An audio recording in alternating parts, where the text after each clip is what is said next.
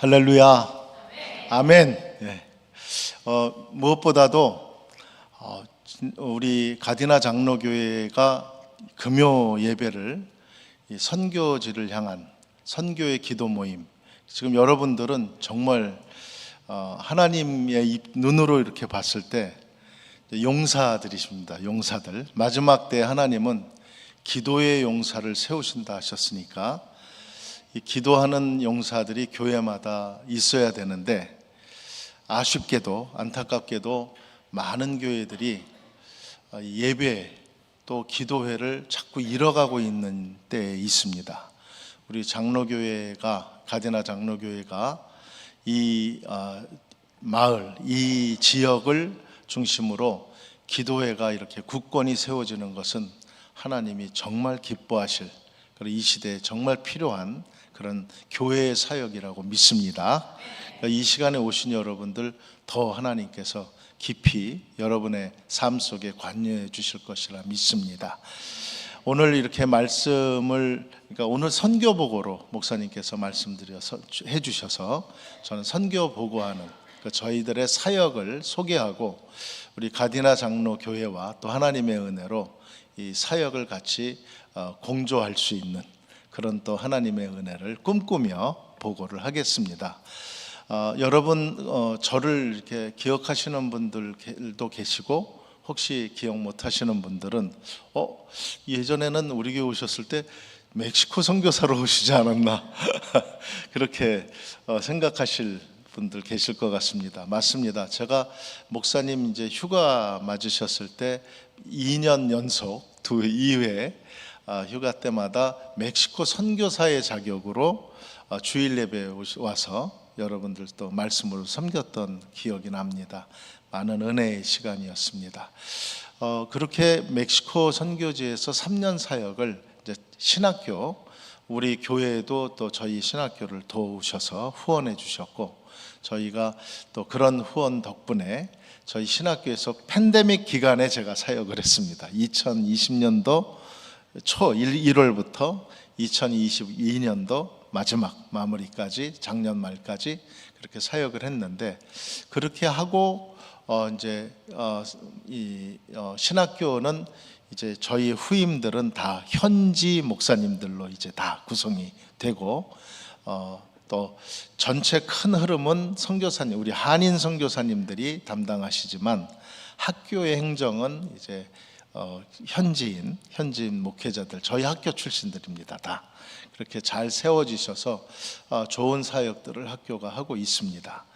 저는 그렇게 필요한 시기에 하나님이 또 쓰시고 이곳으로 복귀시키신 후에 올 초에 제가 지금 이제 파송받아 가는 실크웨이브 미션, 터키와 이슬람권을 향한 연합중보 기도로 시작되었던 단체가 이제 하나님의 은혜로 너무 많이 성장이 됐습니다.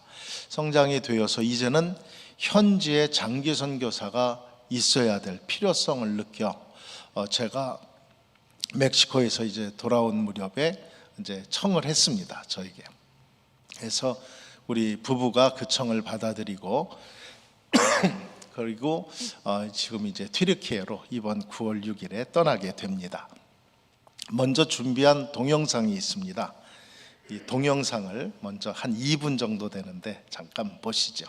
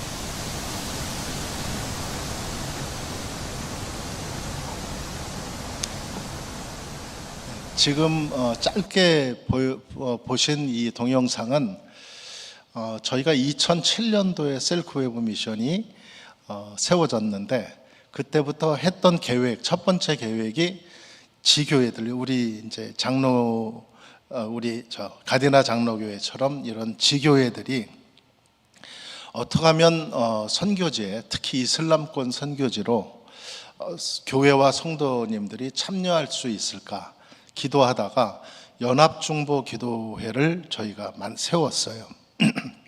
만들고 매년 터키 현지에서 연합중보 기도회를 시작했습니다.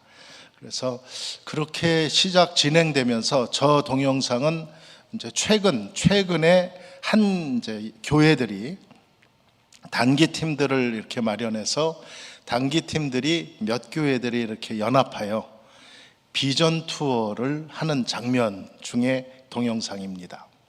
그래서 저희가 교회의 비전 투어를 소개하고 있습니다. 그래서 이 비전 투어는 터키의 비전 투어의 가장 중요한 지역으로 저희가 생각되어지는 그런 장소들이 있습니다.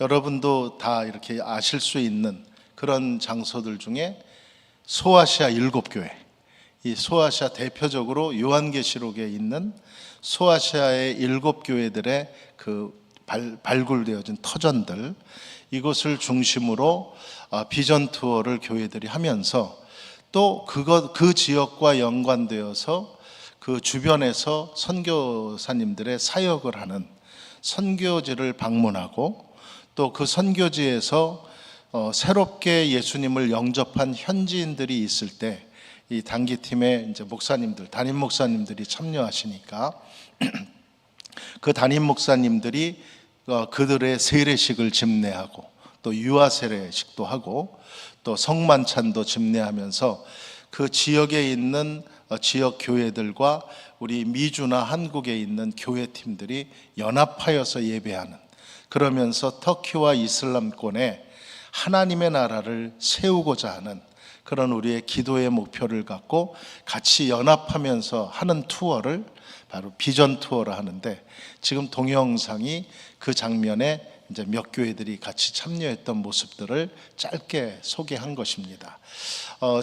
저도 이제 2020년도까지, 2019년도까지죠. 그러니까 26년간의 목회 생활을 이제 마감하고 선교지에서 선교사로 부를 때에 그 선교 부름에 순응을 했죠. 하나님의 뜻이라 믿고 거기에 순종하고 목회를 내려놓고 그 교우들에게 그 질문할 때 교우들에게 어떻게 설득할까 하는 그때 그 생각이 납니다. 설득하고 담임 목사가 선교사로 가는 것에 대한, 물론 성경에 사도 바울이 그랬지 않습니까? 사도 바울이 안디옥 교회에서 성도들의 파송을 받으면서 담임 목회자가 선교사로 일생을 가서 사역을 한 그 바울의 예가 또 모범이 되었죠.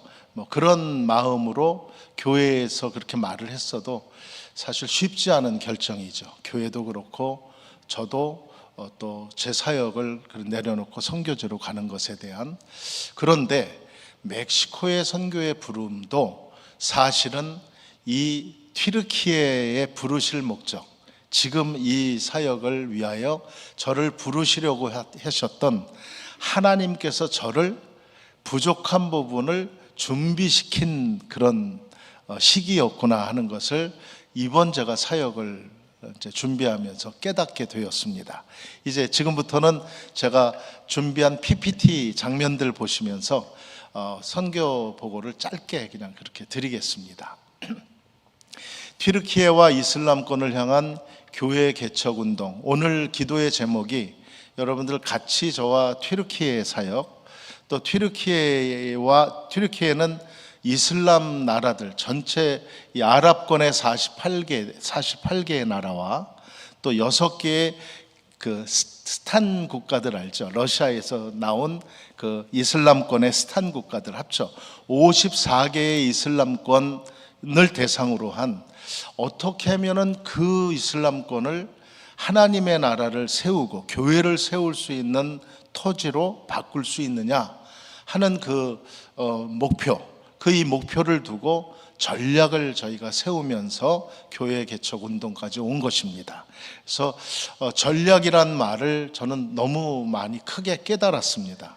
예전에 목회를 하면서 선교팀들이나 선교 단체들이 그 전략이란 이야기를 나눌 때, 그렇게 말을 할 때 저는 목회자의 입장으로 전략이 좀 거부시 됐어요. 왜냐하면 꼭 인위적으로 뭘 하는 것 같은 느낌이 드는 거예요.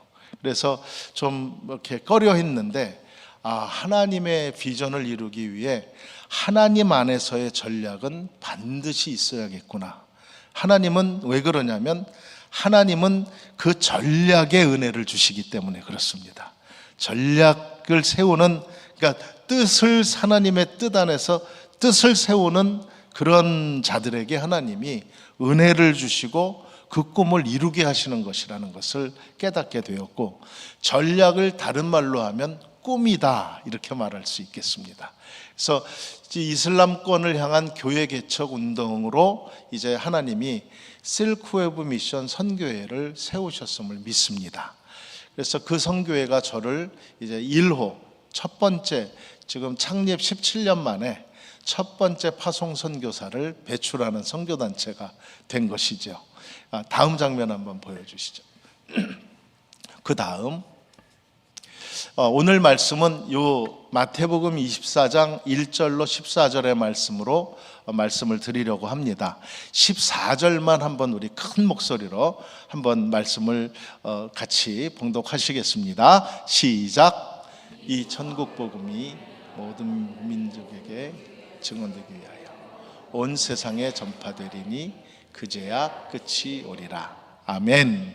이 말씀은 정말 저희 온 교회들이 이 하나님 주님께서 주신 마지막 때를 향한 말씀, 이 말씀이 온 교회들의 동일한 비전이 되어야 할 줄로 믿습니다.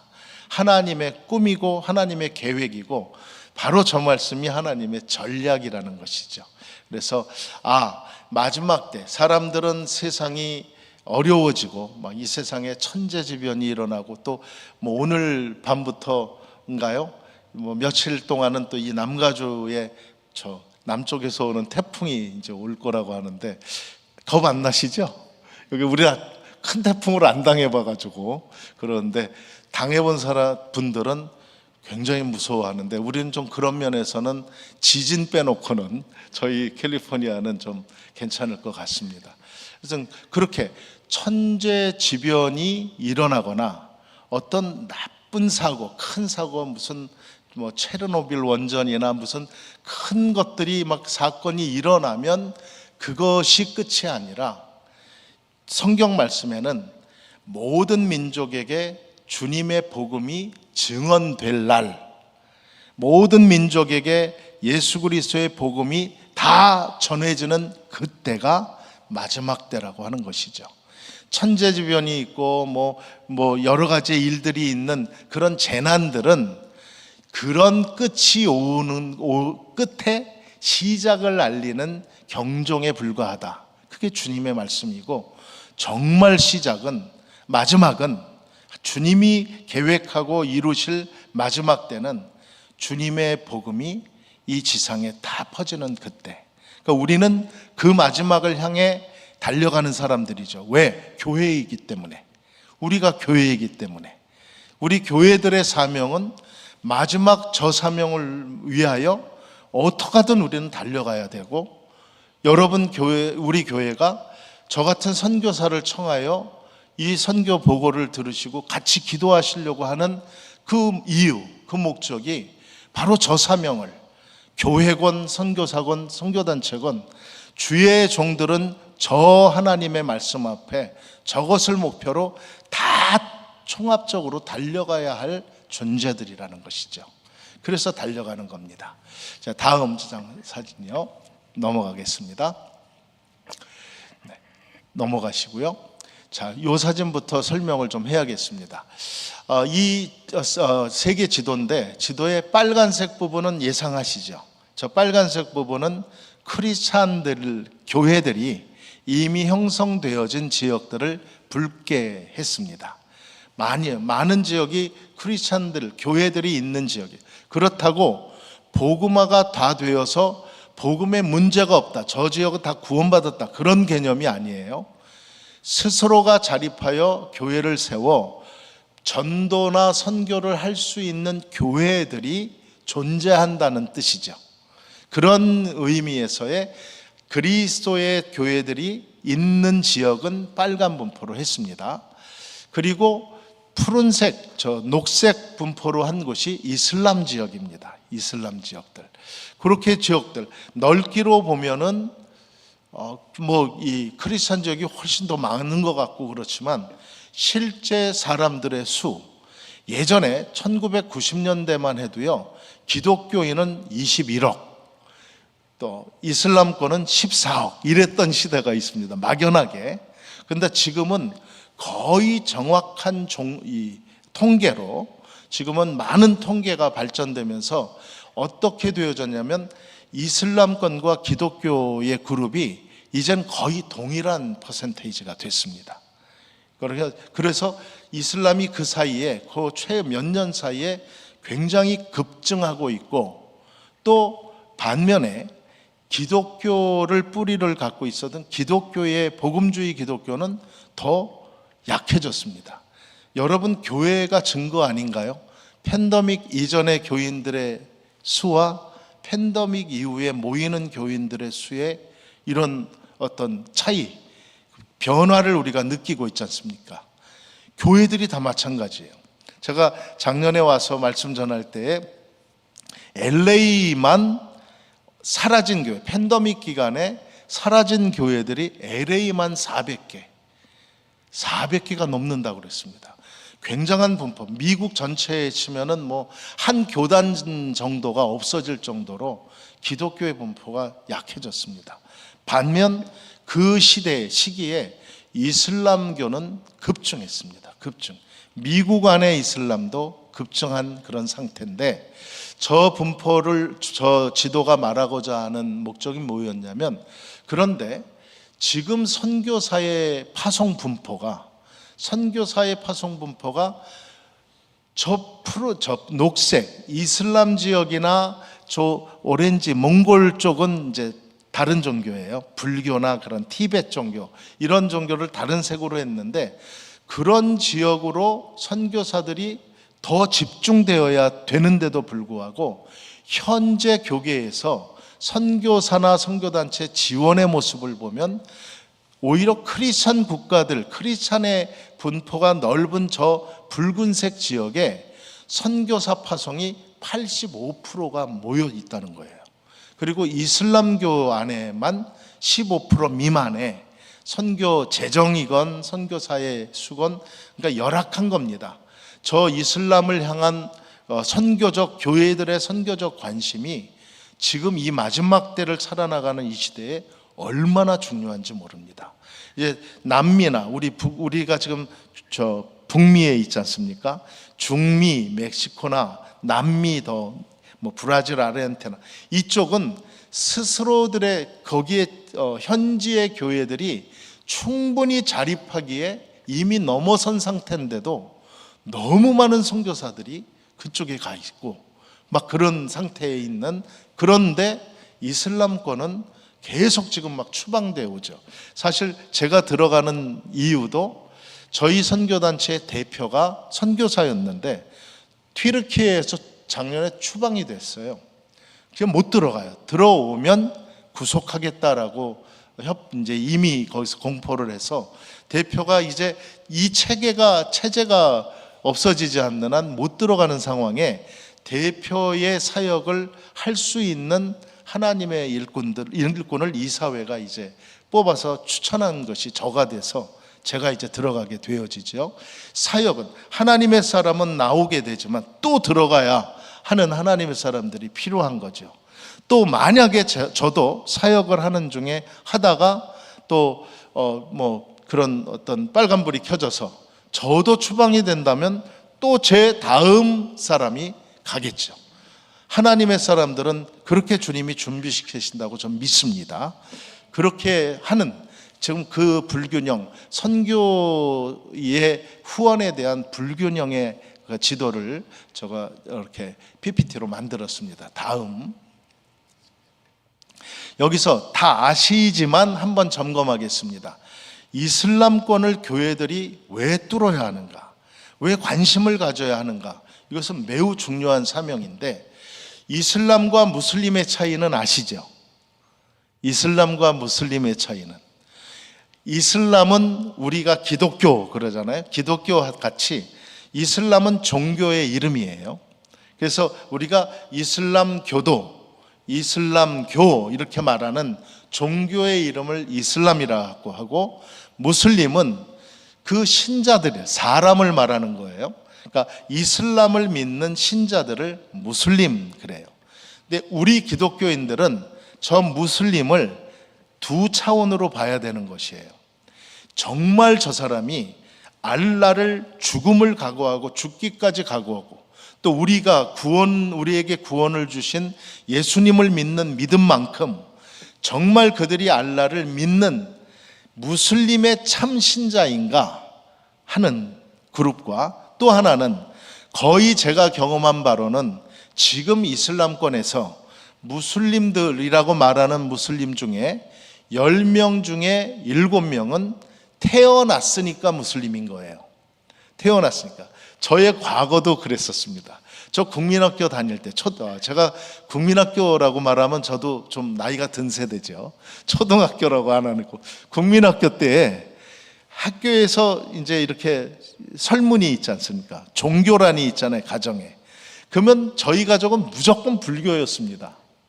불교, 그냥 예수님 제가 영접하기 전이니까 불교였어요.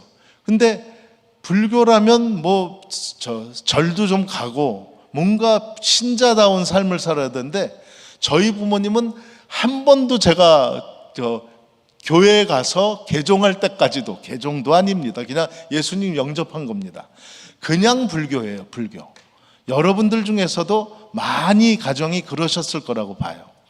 절도 안 다니고 불교의 신앙도 없지만 그냥 한국에서 태어난 사람들은 자동으로 불교 같은, 불교의 흐름같이 그렇게 되어졌던, 이슬람이 딱 그렇습니다.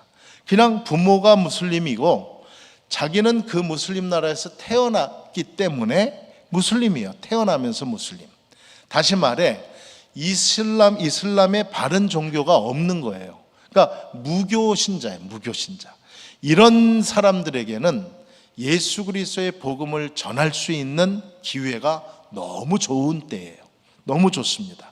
그래서 이슬람권을 공략하는 선교단체들의 단기 선교팀들이건 장단기 선교사들이 그 이슬람권을 자신하고 있는 그런 이유 중에 하나는 바로 저 태어날 때부터 그냥 무슬림이라고 하는 저 다수의 영혼들, 그 영혼들에게 당신을 구원시킨 예수 그리스도 복음을 증거하면 그 영혼들은 지금 그냥 받아 먹는 겁니다. 그런 때가 열려 있어요. 이 마지막 때에. 이슬람권 선교가 왜 어려운가? 이 질문을, 이슬람권 하니까 일단은 첫 번째 제가 보기엔 두려움이에요. 무슨 두려움이냐? 무지의 세계에 대한 두려움. 무지의 세계. 그냥 가보지도 않고 경험하지도 않은 세계에 대해 그냥 두려움. 또 이 많은 방송이 무슬림, 이슬람 하면 과격단체들, 뭐 탈레반이나 IS나 뭐 이러한 과격 무슬림 단체들이 그 살인하고 막 테러하고 하는 이런 이미지 때문에 이슬람 나라는 다 그렇다고 보는데, 이 이슬람 나라 사람들도, 무슬림들도, 그 국민들은 다 그 과격단체 탈레반이나 IS를 싫어해요. 탈레반, IS 이런, 탈레반은 좀 다르죠. 이제 아프가니스탄에서 탈레반은 완전히 정권을 장악한 정당이 되었으니까, 그렇게 정당이 되었는데 거기에서 아프가니스탄에서 수백만이 그 정당을 반대하고 나왔잖아요. 도망쳐 나와서 터키에 지금 200만 명의 아프가니스탄 난민들이 와 있습니다. 그러니까 저희 단체가 지금 일하고 있는 교회 개척 운동에 많은 아프가니스탄 교회 지도자들이 이미 세워졌어요. 조금 후에 그 얘기를 구체적으로 하겠습니다. 이슬람권 선교는 어렵지 않습니다. 두려움을 우리가 갖고 있는 것을, 그 두려움을 깨트리시면 되고 나아가시면 되고요. 그리고 이슬람 선교는 아까 처음 동영상처럼 교회가 목사님, 담임 목사님과 또 장로님들, 선교 리더십들이 기도하면서 뜻을 정해, 정말 우리가 많은 선교지에 선교 후원을 하지만 이 이슬람권 선교는 전교들이 한번 직접 경험하면서 이 사역에 동역을 해야겠다 하는 마음으로 결정하시기 위해, 그런 마음이 드시면 몇 기회가 되시는 교우들이, 담임 목사님과 선교 리더십들 중심으로 교우들이 투어를 한번 오시는 겁니다. 저 비전 투어는 굉장히 좋은 조건으로 모십니다. 저희가 많이 경험을 해보니까 저희 단체에서 지난 16년간 약 90개 이상의 단기 교회 팀들이 이 비전 투어를 하셨습니다. 그래서 대부분 이슬람 선교에 동역을 하는 교회로 지금 변화되셨죠.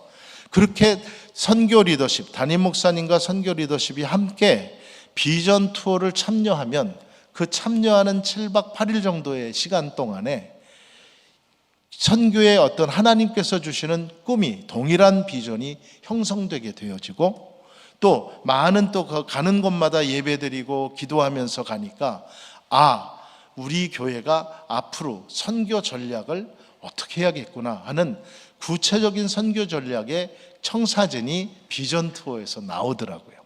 그래서 한번 하신 교회들은 계속해서 이제 교회 선교팀들이 꾸려져서 필요에 의해, 목적에 의해 이제 그 현지의 교회들로, 또 현지의 사역지로 가서 여러분이 직접 그 무슬림들을 만나며 복음도 전하고, 그 무슬림들과 같이 교제도 나누고, 또 나의 친구도 만들고. 저희 경험상 어떤 경험이냐면 30살짜리 성도가 가시면 30살짜리 무슬림이 접근합니다. 만나게 됩니다.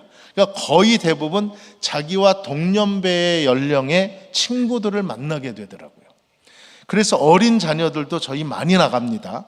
어린 자녀들도 가면서 보면은 초등학교 다니는 일레멘처리 자녀들은 그 현지에서도 자기 또래의 친구들에게 친구 만나기를 하게 돼요.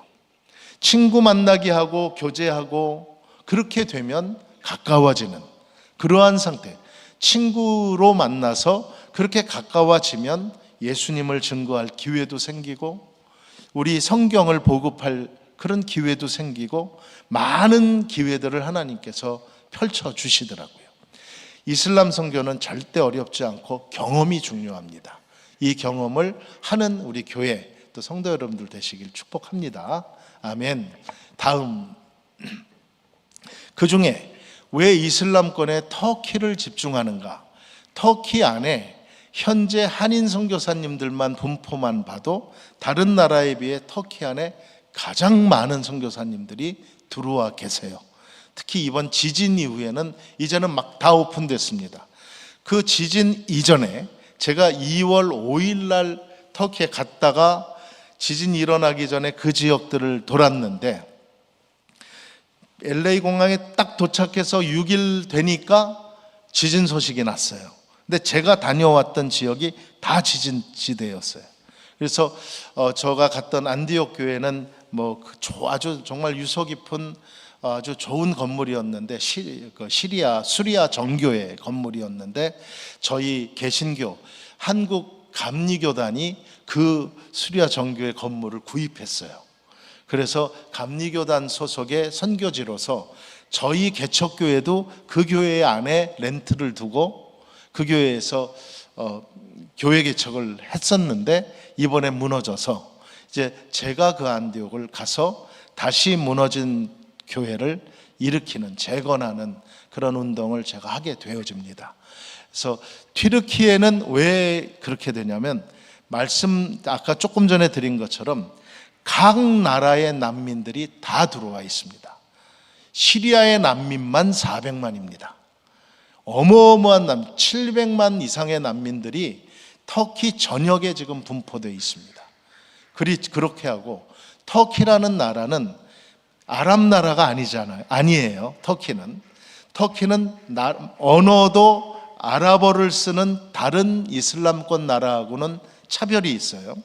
터키는 투르크어를 써요. 오히려 우리 한국어와 그 뿌리가 같은 그런 계열의 그 투르크어를 쓰는데, 이 투르크어는 아랍말하고 전혀 달라요. 오히려 영어 쪽이나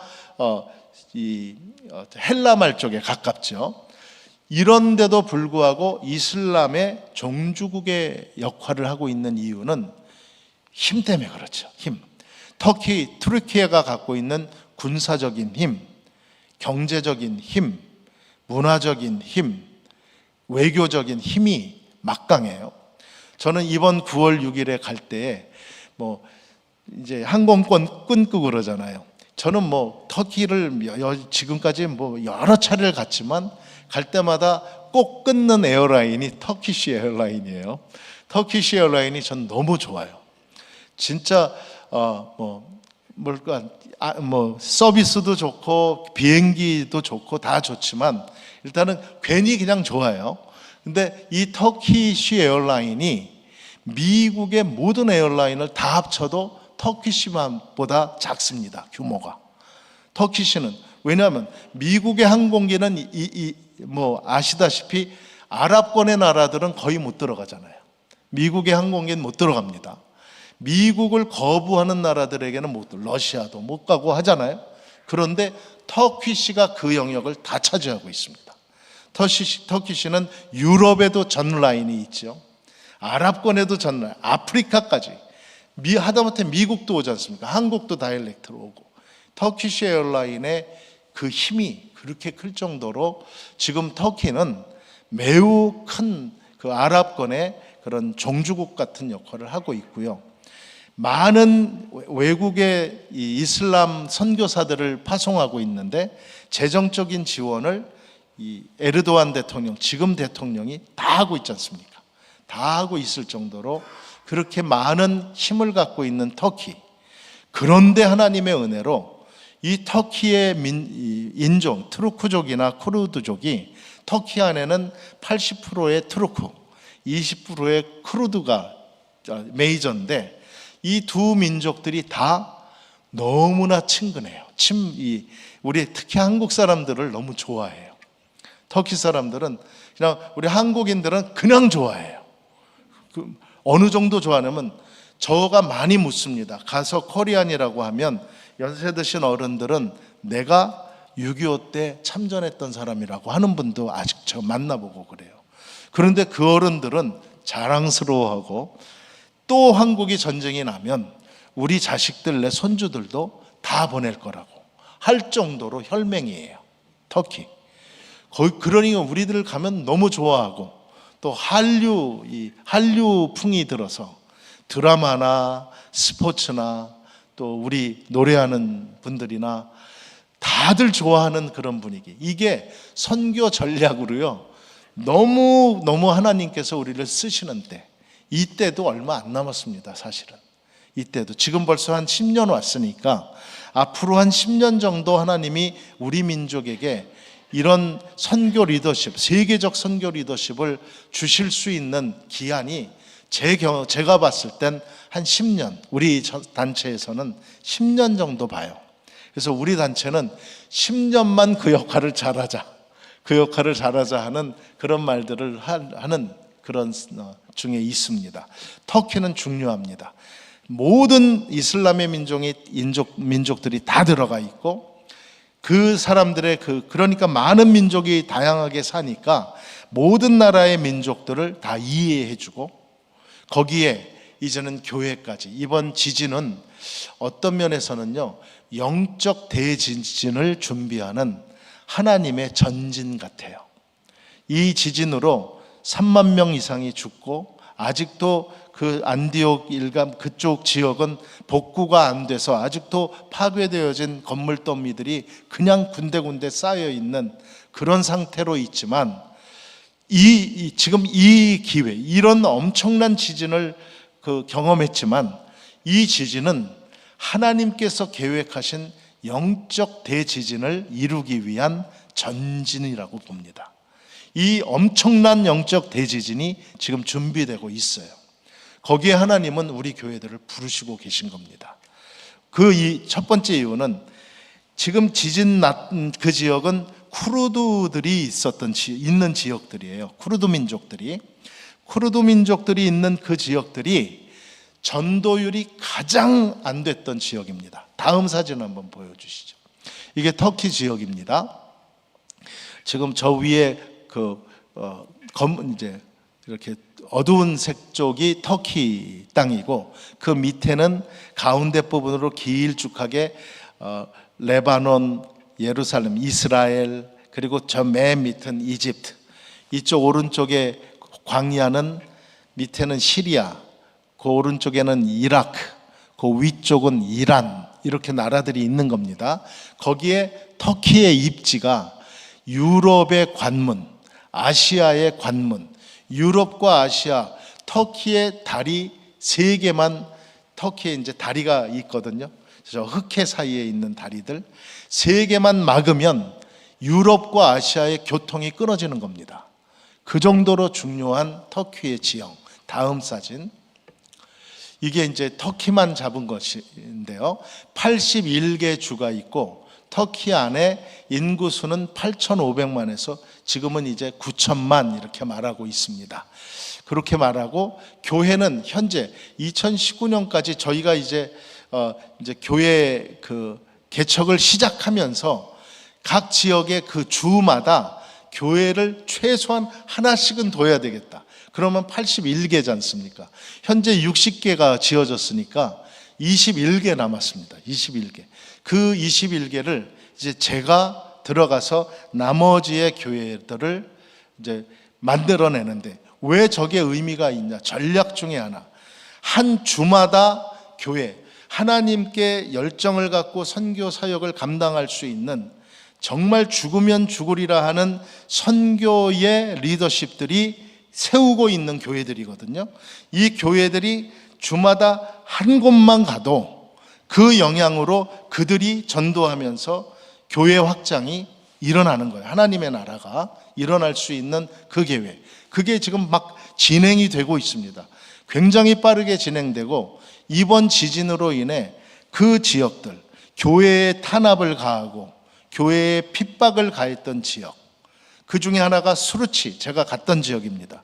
수르치 지역에 수르치에 계신 교회에 목회자에 가서 제가 주일 예배를 그 수르치 교회 성도들하고 드렸는데 성도들이 그냥 이렇게 좀 이렇게 혼이 나가 있는 것 같이 좀 두려움에 쌓여 있고 그랬습니다. 왜 그러냐 했더니 바로 전주 주일 예배에 한 50여 명의 성도들이 이렇게 쭉 이런 다이닝룸 같은 데에 이렇게 앉아서 드리는 겁니다. 요 공간, 요 지금 강대상보다 조금 작은 사이즈의 공간에 한 50여 명의 성도들이 뺑 둘러 앉고 이겹으로 앉고 그래서 목사님 중심으로 예배를 드리는 그 예배에 제가 가서 있었는데 그 전주에 새 성도가 온 거예요. 근데 이 서해 성도라는 사람이 이 사람이 첩자였던 겁니다. 이 정부의 그 어떤 막 밀고 하는 사람들이 있잖아요. 간첩인 거예요. 그러니까 와서 예배 중에 막 기도하면서 막 하는 중에 다른 성도들은 다 눈 감고 기도하니까 그런 장면들 일일이 그 사람들의 사진을 다 찍은 거예요. 동영상을 찍어서 세상 그 커뮤니티에 다 퍼뜨렸습니다. 그래서 그 부인들, 온 부인들의 남편들을 자기 부인 얼굴 알아본 분들은 그 부인을 심하게 핍박하고 못 오게 하고 교회가 막 그렇게 난장판이 됐어요. 그런 상태에 제가 갔는데 그래도 그 선교사님이 와서 방문하고 한 게 이게 굉장히 귀한 거거든요. 그러니까 성도들이 한 30명 정도 이렇게 오셨더라고요. 많은 분들이 못 오고 목사님도 지금 저한테 목사님 오늘은 사진 찍는 건 좀 안 해야 되겠습니다. 지난주에 사진 때문에 너무나 트라우마가 지금 있어가지고 지금 다들 두려워하니까 그래서 못 찍었습니다. 그래서 예배 그냥 드리고 했는데 수루치를 위해 정말 기도 열심히 했어요. 그게 2월 3일인가 4일 제가 들어오기 바로 그 전주일이니까 지진 나기 며칠 전이에요.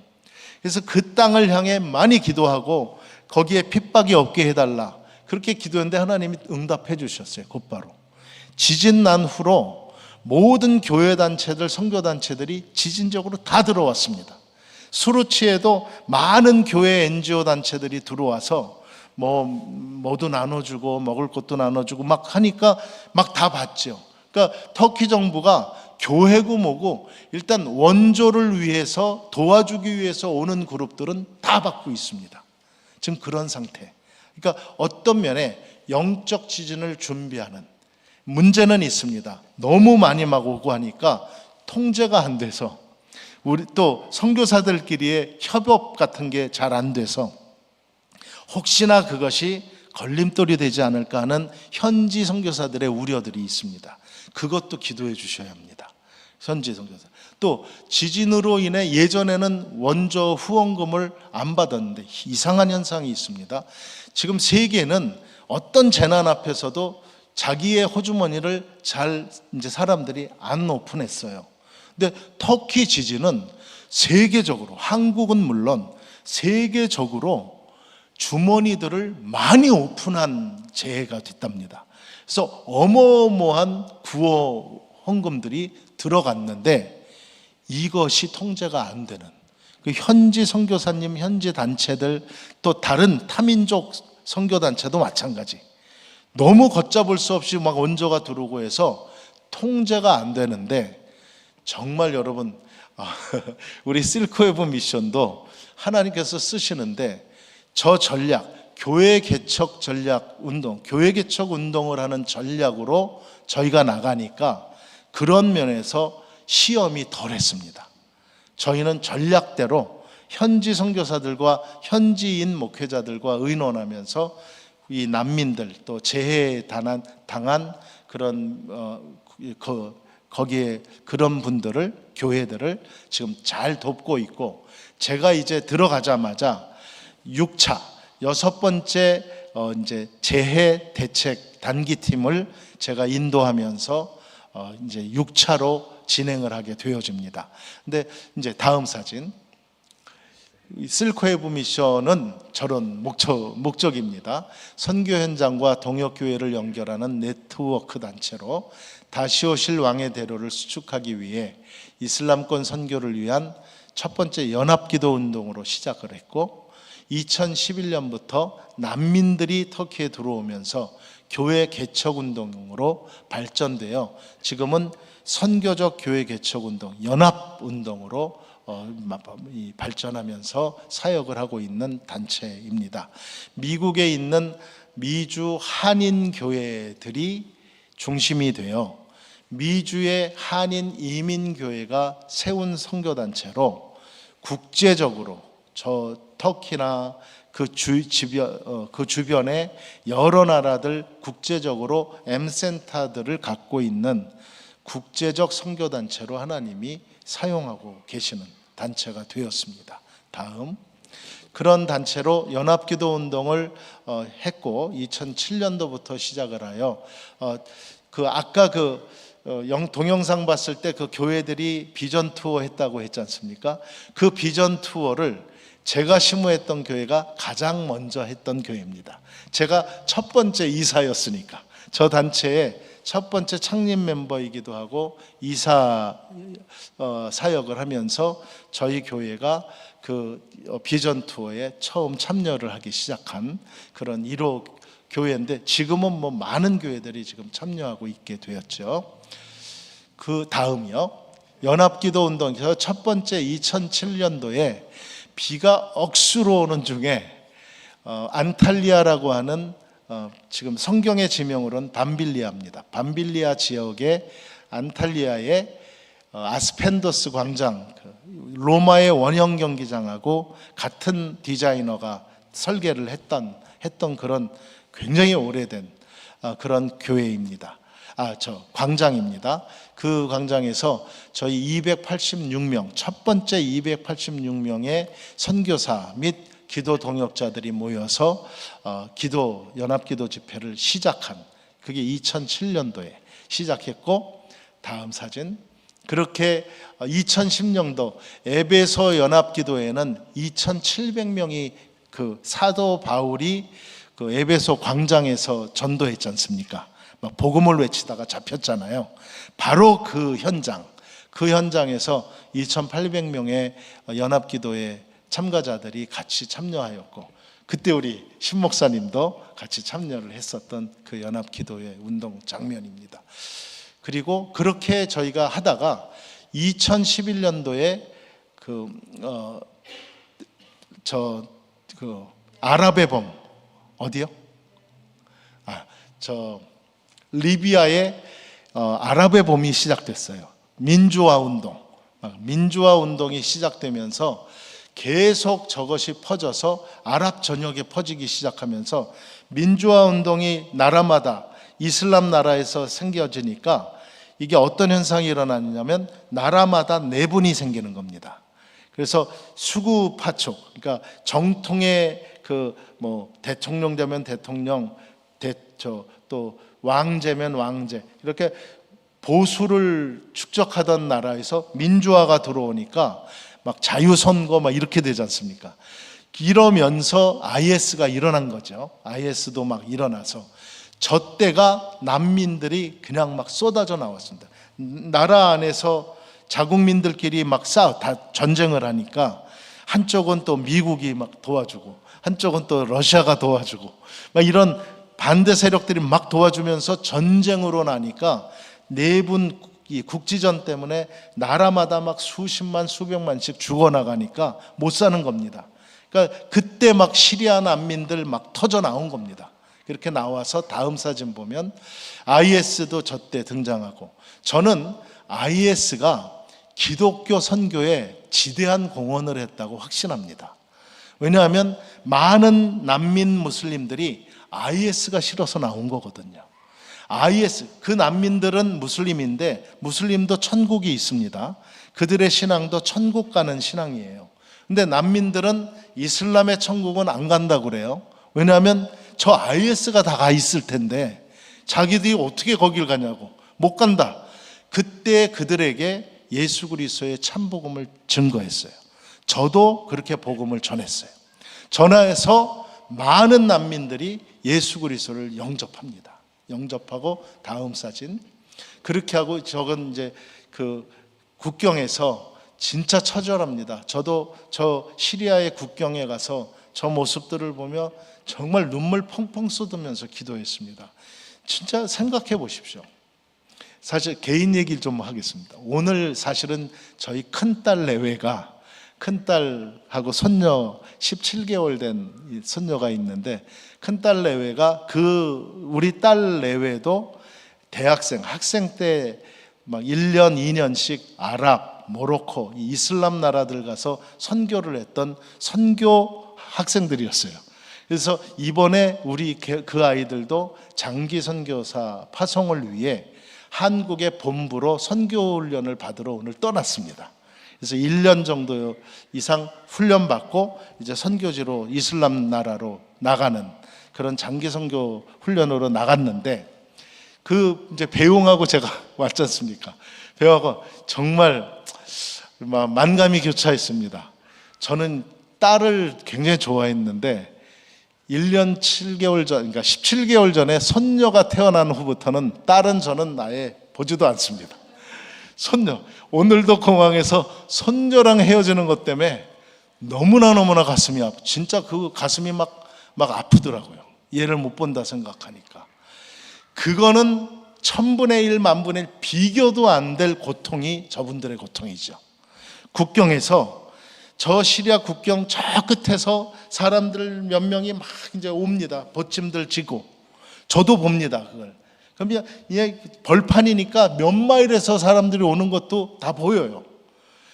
그저 막 와면 이쪽에서 누군가가 환성을 지릅니다. 누구예요? 자기 가족인 거예요. 자기 가족이 딱 오는 걸 보면 이쪽 이미 넘어온 사람들 쪽에선 환성을 질러요. 그러면 초소에 와서 거기서 검문하고 검색하고 인터뷰하고 하는 게 어느 때는 하루를 그냥 넘겨버려요. 그러면 그때까지 그 밤에 그 밤 시간에 저 사람들이 그대로 기다리는 겁니다. 가족 맞이하려고. 그러다가 퇴짜마자 돌아가는 사람들도 있어요. 가슴 무너집니다. 그리고 반갑게 와서 몇 년 만에 보는 겁니다. 그 만나 부둥켜 안고 그러면 그 사람들 막 그 주변에 있던 사람들이 같이 축하해주고 그 아이들은 거기에 오는 애들은 산 겁니다. 살아난 거예요. 거기에 또 선교사님이 붙어 있는 애들은 더 산 거죠. 구원까지 보장이 되니까. 이 일을 우리 선교사들이 하는 겁니다. 국경의 선교사들. 우리 실크웨이브 미션에 지금 참여하고 있는 교회 개척 운동의 지도자들도 저 국경 근처의 교회에서 지금 하고 있는 사역자들. 저들은 목숨을 걸고 합니다. 그렇게 하는 지역으로 이제 저도 가게 되고 막 9월 6일이 막 기다려지죠. 그런 고통, 저 난민들의 고통을 보면 진짜 가슴 아픕니다. 넘어가시죠. 저게 이 터키의 남쪽, 시리아의 서쪽, 터키 남쪽 보드룸 해안이라는 지역에 떠내려온 시리아 난민 아이, 3살짜리 난민 아이의 시신이에요. 그냥 바닷가에서 결국에 저 사진이 그 당시에 아주 세계를 깨웠습니다. 저 사진이. 저 아이의 모습을 보고. 그래서 터키도 개방하게 됐죠. 여론 때문에 난민을 우리가 받아야겠다. 터키가 안 받으면 바다로 왔던 난민들은 바다에서 돌다가 저렇게 죽는 겁니다. 다. 그러니까 터키가 받기 시작했죠. 그래서 저 아이가 죽었지만 우리들 모든 사람들의 가슴 속에 저 아이가 다 있는 겁니다. 다 자녀들이 있잖아요. 그걸 생각하면서 우리 터키가 많은 난민들을 받아주는 그런 나라가 되어 지금 터키는 복음적으로도 우리 선교적으로도 하나님이 모아주신 거예요. 그냥 어장이 된 겁니다. 어장. 모아주셔서 사역을 감당하고 있습니다. 다음 사진. 저런 아이들이, 저게 다 난민 아이들의 각 곳에서의 사역 사진들. 너무나 천진하고 그리고 똑똑합니다. 아이들은 정말 어디를 가나 어느 민족이나 다 똑똑하고 총명한 것 같아요. 저런 아이들이 아무런 구김없어야 할 아이들, 그런 아이들이 눈치를 보면서 그냥 그렇게 살아갑니다. 그리고 그렇게 살아가고 저 아이들 중에서는 부모가 없는 아이들도 이제 많아지고 그렇게 지금 하는 아이들의 모습들. 저 사진은 다 저희가 개척한 우리 개척교회의 교우들의 자녀들 사진들이에요. 그냥 아무 사진이나 뜯어온 게 아니라. 그리고 다음 사진. 이게 그 가정 신방하고 할 때 그 난민들의 모습들이고, 다음 이 사진이 2017년도에 저 건물이 무너진 겁니다. 안디옥의 그 개신교회 건물입니다. 저 건물이 지금 무너졌는데 저 2017년도에 저곳에서 제1회 시리아 난민교회 지도자 수양회를 했습니다.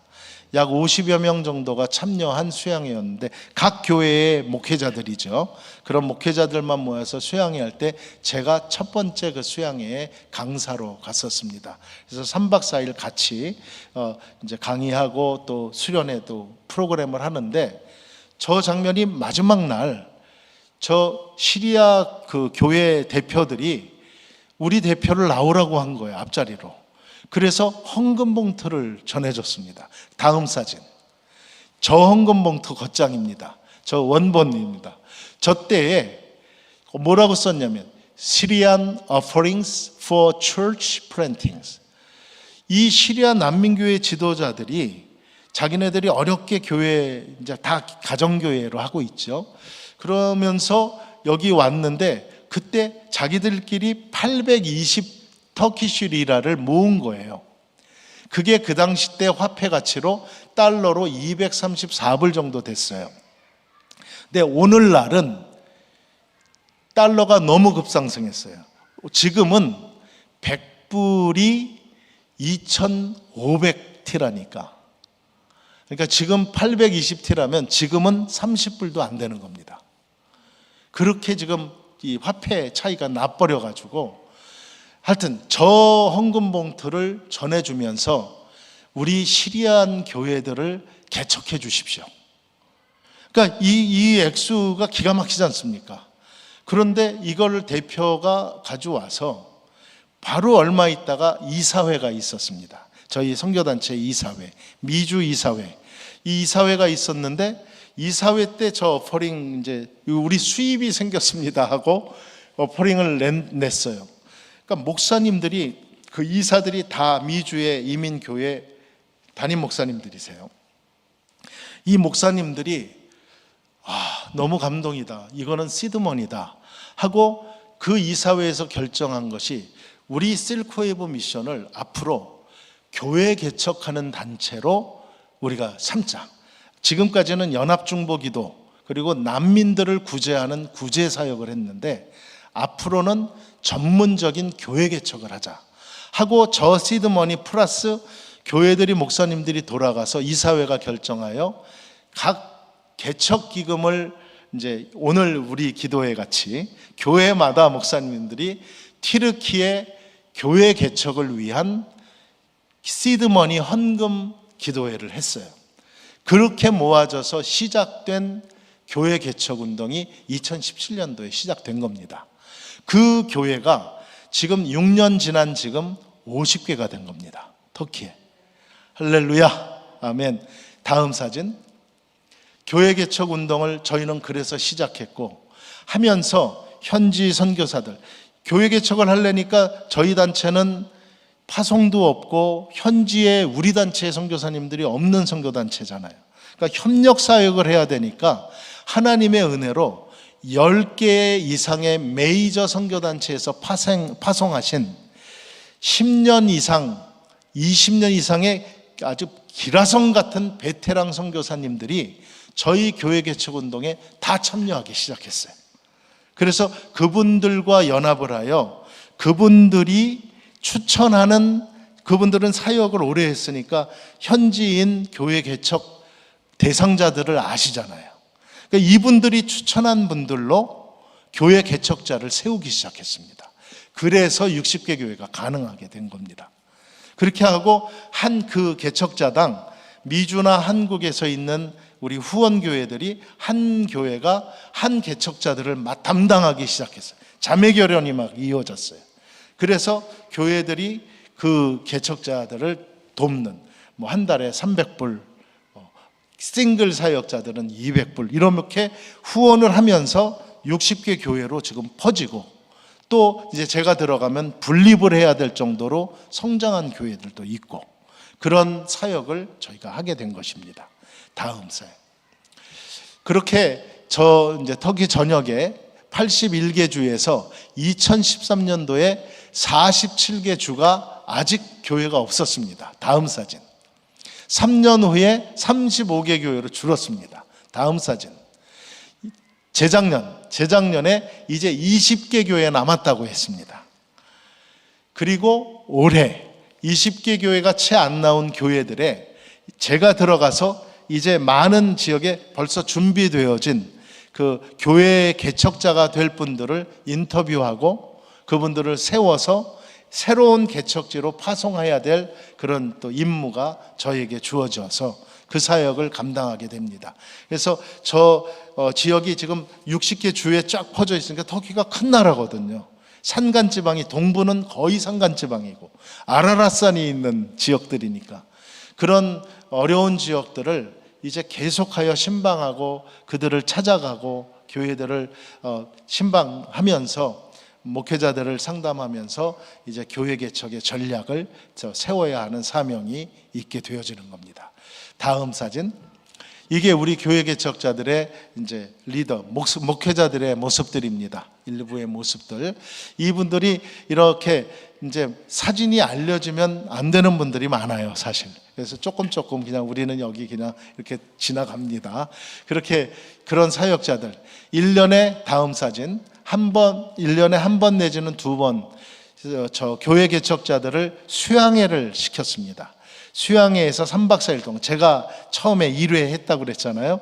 그 1회에서 이 강사들을 세워서 교회론, 선교론 그런 그런 이론들, 신학을 가리키는 수양회를 해서 하다가 이제는 하나님이 큰 사명을 저희에게 주셨어요. 마지막입니다. 이제 다음 사진. 이게 이제 60개 교회들 우리 분포되어 있는 거기에 이제 우리 개척자들의 리스트. 저 지역들을 이제 쭉 다녀야 되는 그런 지역이고, 저뿐만 아니라 다음 사진 보여주실래요?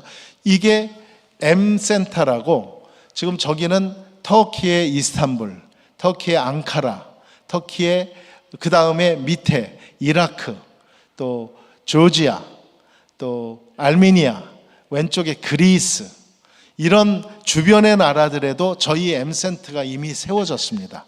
저 M센터는 타 선교단체의 선교사님들과 전략을 공유하는 센터로, 어느 M센터는 타 단체의 선교센터지만 저희가 MOU를 맺어서 같이 하고, 안디옥이나 이스탄불에 있는 M센터는 저희가 이제 세워서 저희가 공유를 하는 다른 타 단체, 예를 들면 YM, 파이오니어, 시드, 이런 세계적인 선교단체들과 협력을 하면서 저렇게 세우고, 지금 저희들의 최종적인 목표는 저 M센터를 하나로 통일할 수 있는, 터키 말로는 바크프라고 합니다.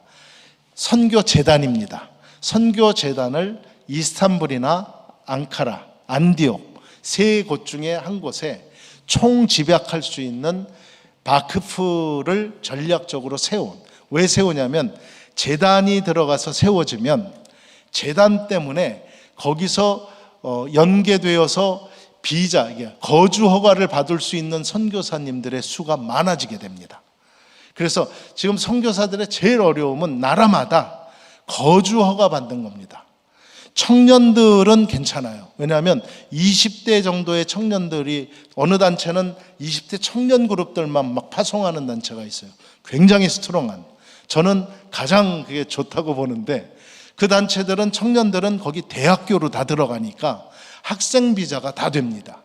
근데 저같이 이제 나이가 있고 아무것도 하는 게 없고 그렇게 하면서 가야 될 사람들은 이젠 전략, 이 비자, 거주허가 받는 게 어려운데, 바크프가 있으면 많은 거주허가를 우리가 얻어낼 수 있고, 또 선교 중심지가 생기면 그 전략을 바크프에서 공유할 수 있고, 정말 여러모로 단기팀이 와도 교회들 팀이 와도 다 수용할 수 있는 바크프 재단을 만드는, 그게 저희의 꿈이고, 지금 그것을 위해 저희 실크웨이브 미션 안에 또 다른 선교단체가 있습니다. KBP라고 있습니다.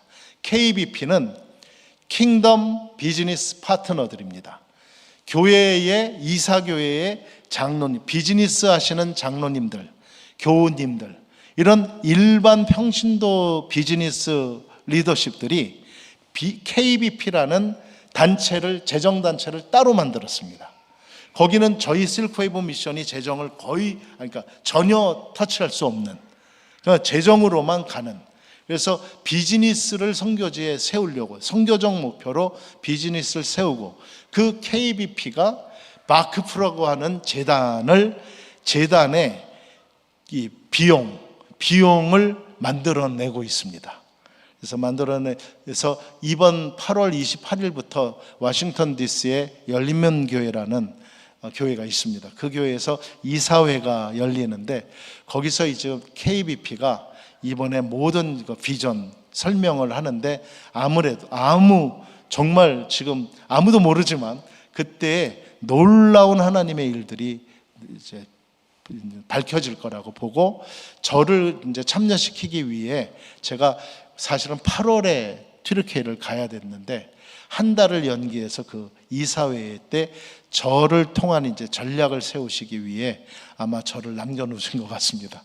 저를 부르셔서 제가 그 이사회에서 이제 앞으로 해야 할 사역의 그 플랜을 갖고 이제 들어가게 되어지는, 이 단체가 이렇게 지금 전략적으로 하나님의 선교회를 가장 잘하고, 현지 교회 지도자들도 가장 신뢰하는 선교단체하면 실크웨이브 미션을 꼽을 정도로 지금 신뢰를 받고 있고, 거기에 이제 저를 또 이제 제가 파송받아 가는데 가디나 장로교에서 목사님께 기쁜 소식 이제 들은 것은 저를 또 후원해 주시는 마음을 또 전해 주셔서 그를 위해 기도하는데, 여러분이 만약 후원교회가 되시면요, 이 정말 전략적인 이 선교 사역에, 세계적 선교 사역에 가디나 장로교회가 이제는 참여하시지 않을 수가 없는 거죠. 이미 이제 여러분은 제 보고를 받으셨으니까 기도해 주실 거죠. 아멘. 제가 목사님께 아주 부지런히 기도 제목, 현지의 기도 제목들을 드릴 때 목사님이 또 여러분과 함께 저희를 위하여, 터키 지금의 저 전략은 앞으로 미래의 선교 전략을 총괄할 수 있는 너무도 엄청난 전략입니다. 마지막 사진 그렇게 되어졌습니다. 이 마지막 이제 그 사역이 바로 저 BTS입니다. Bible and Theological Studies. 이게 신학교예요. 그래서 저를 왜 이사회에서 불렀을까? 제가 고민했을 때 이사회 중에 뒤에 이야기가, 목사님이 멕시코 장로의 신학대학을 3년 학장 사역을 다 했으니까, 학교의 흐름을 아시니까 저 BTS를 추진하여, 왜 저게 필요하냐면 지금 저희가 60개, 이제 내년이면 70개를 계획하고 있는데 막 주변의 나라들까지 합치면 80개가 넘는데, 계속 이제 지금 시작의 5년이 이렇게 됐지, 이 교회들이 또 지교회들을 세우고 하는 거 보면 확장 속도가 한국이 부흥했듯이 터키가 그렇게 되어질 수 있어요. 지금 이 부흥이 이렇게 되어진다면 이제 문제는 현지 교회 목회자들을 어떻게 지도하느냐, 현지 교회 목회자들을, 양질의 우수한 목회자들을 양육하는 신학교가 꼭 필요한 겁니다. 그런데 하나님의 은혜로, 다음 사진, 저희의 BTS에 미국의 재단을 둔 카이로스 대학이 있습니다. 저 신학교는 이슬람권을 타겟으로 하는 이 미국의 메이저 신학교예요. 카이로스 대학에서 우리 BTS 과정과 이 학력 교제 MOU를 맺었습니다. 저쪽에서 많이 우리에게 혜택을 준 거죠. 그래서 저 학교의 교수들이 가고 줌으로 하고, 저 학교의 교수, 저 학교의 커리큘럼으로 지금 카이로스 대학을 2기째 운영하고 있습니다. 그것을 이제 제가 들어가서 저 대학을 발전시켜서 현지에 진짜 거점을 둔, 현지의 대학으로 발전시키기 위해 바크프가 있어야 되는 겁니다. 바크프, 이 재단이.